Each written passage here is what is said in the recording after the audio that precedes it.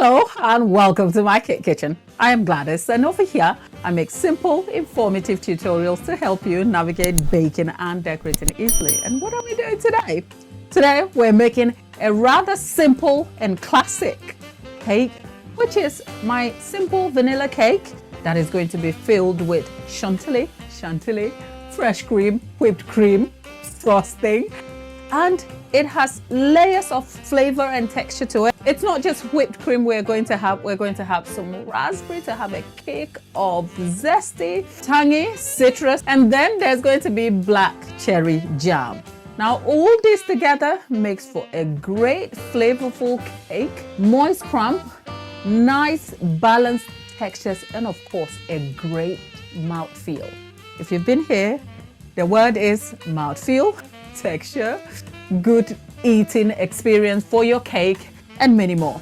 There's a lot to get through, so let's just jump right into it. The ingredients for this cake is rather simple, the usual suspects for a vanilla cake, except I'm going to be doing something slightly differently. For this one, the difference is that I'm going to have extra egg yolks into the recipe, and of course I have some freshly zested lemon zest here, which I just want to add to bring a bit of flavor and citrusness and just ties the cake together. It's of course optional. You can eliminate that completely and it makes no difference to what we are going for. I have my usual self-raising flour. In the UK, self-raising flour has rising agent, and of course I've added a pinch of salt to this. We have granulated sugar. I do have some eggs here, and we have buttermilk. Buttermilk helps to give a very tender, light textured crumb and actually makes for a great mouthfeel to the crumb when the cake is made. Those are the basic ingredients for the cake itself. The fresh cream and other elements are in the fridge because they've got to be kept cool for when I come to use it. But of course, the entire ingredient listing is right on screen for you to check out. Before we start our cake though, we have to preheat our oven. I'm going for 170-degree fan, and I'm going to leave that for the period for which we will put the batter together. In the meantime, few things. You definitely want to have your ingredients at room temperature. It's been very cold and wintry today in England. So if you're like me and you have such problems, one good tip is for you to put your batter in the microwave for it to come to a very spreadable consistency. I'm going to go for my sugar first, and the simple reason is because I have lemon zest. I just want the lemon zest to show up in the cake with an additional sort of burst of flavor and freshness. So I am going to go for that, and to get the oils of the lemon to coat the sugar a little bit to enhance the flavor of that freshness before I do anything else. Of course, a good tip here is that if you're picking lemon to zest, go for unwaxed lemon. That done, I'm going to sort of mix it for, let's say, a minute and a half, 2 minutes, so it all comes together. The lemon zest and sugar has mixed in together, and standing in this kitchen, all I can smell is a burst of citrus freshness, which is quite amazing. Next thing, we're just going to go straight for the margarine. I am opting for margarine because over here that makes for a lighter textured cake for me. But if you want flavor, my biggest recommendation, you cannot compromise on butter. I'm just going to mix all of this in slightly before I set this to cream at medium-high speed on this mixer at speed 3.5 to 4 somewhere for about 4 minutes at two 2-minute intervals. 2 minutes in, and we have to check our butter and sugar mixture here. It is paling out. It's changing from the deeply yellow looking substance that we threw in.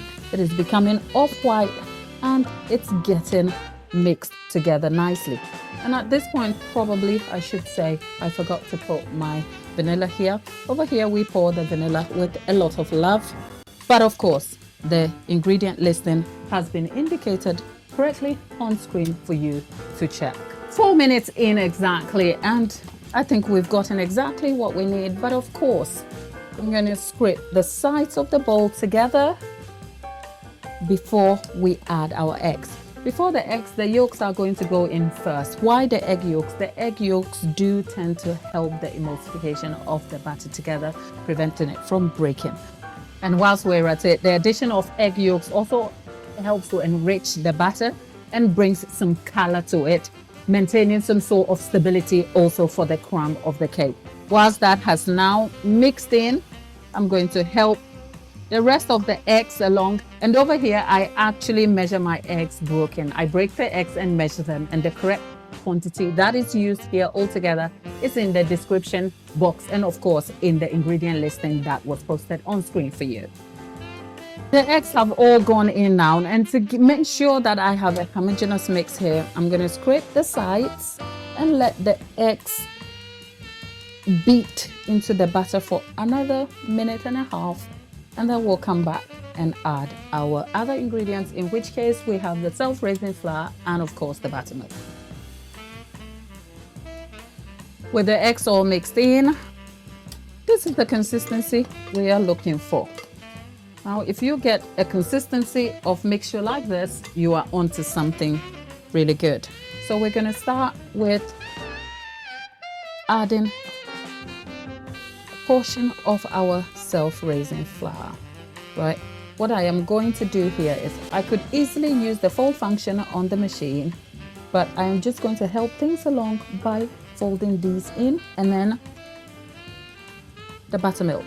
The quantity here is not much, so I have literally dumped all of that in. But if you do scale this recipe, you want to do the liquid and the dry here alternatively. Hope that sort of makes sense.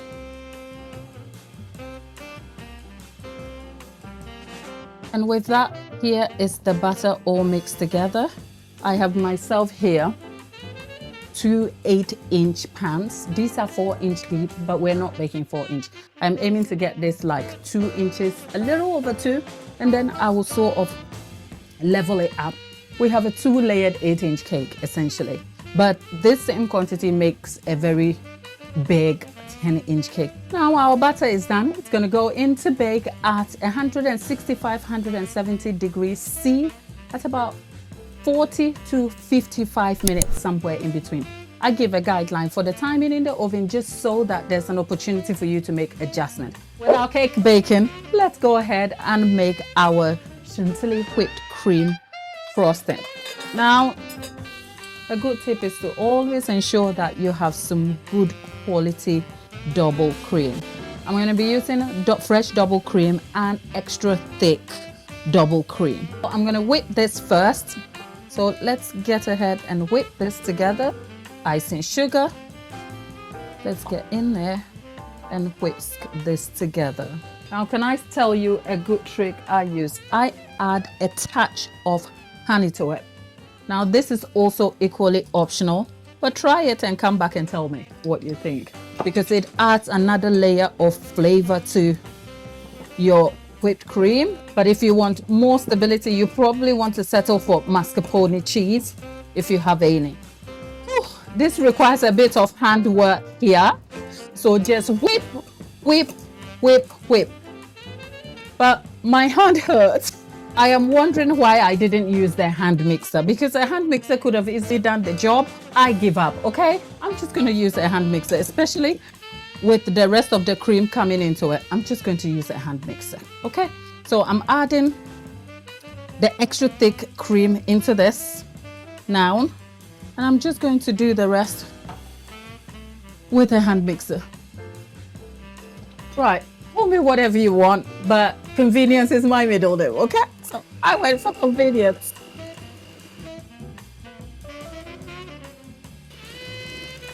Okay, and just like that, we are done. Now, with that done, let's go and stir this together. That's our honey flavored whipped cream in here. To stabilize the whipped cream, I have creme fraiche here. And what I am going to do is stir that in by folding. You can replace creme fraiche with, of course, mascarpone cheese or sour cream.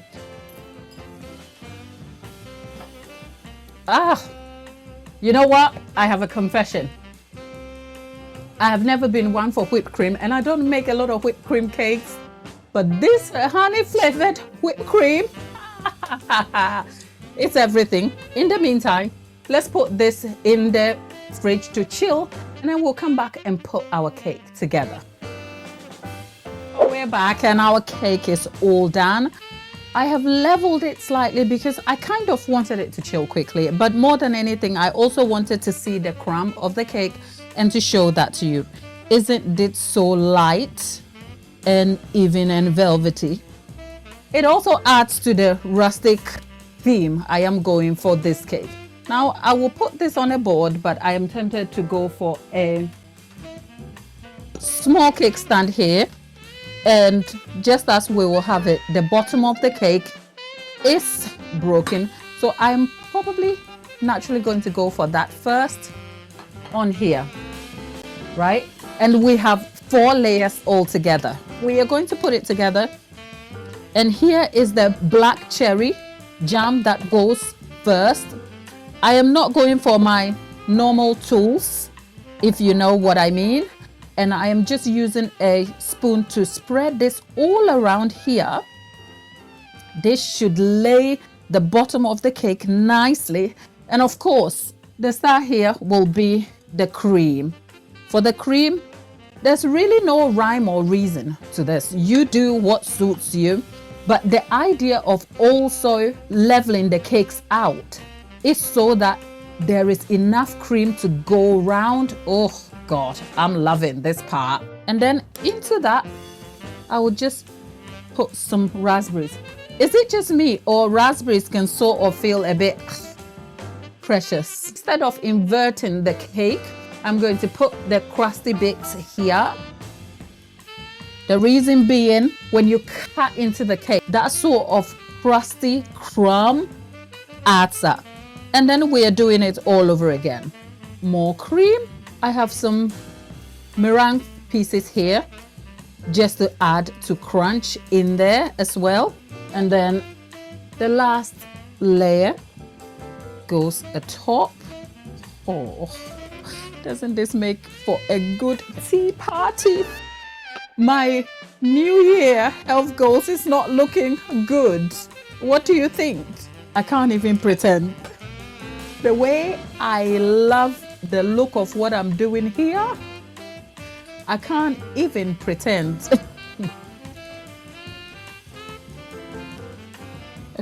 You know what? Because I am OTT, let's garnish this a little bit with some greens. I am loving the idea of this cake.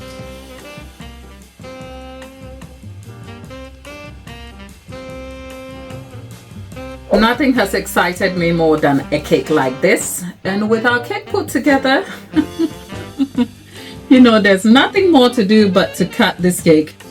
I have never been so worried about cutting a cake before, because this looks like it's worthy of a Pinterest board. I think I need something sharper, something that goes into it and just cut straight down. We are going for it. Okay. All right, that's a lot. Ooh, oh, okay.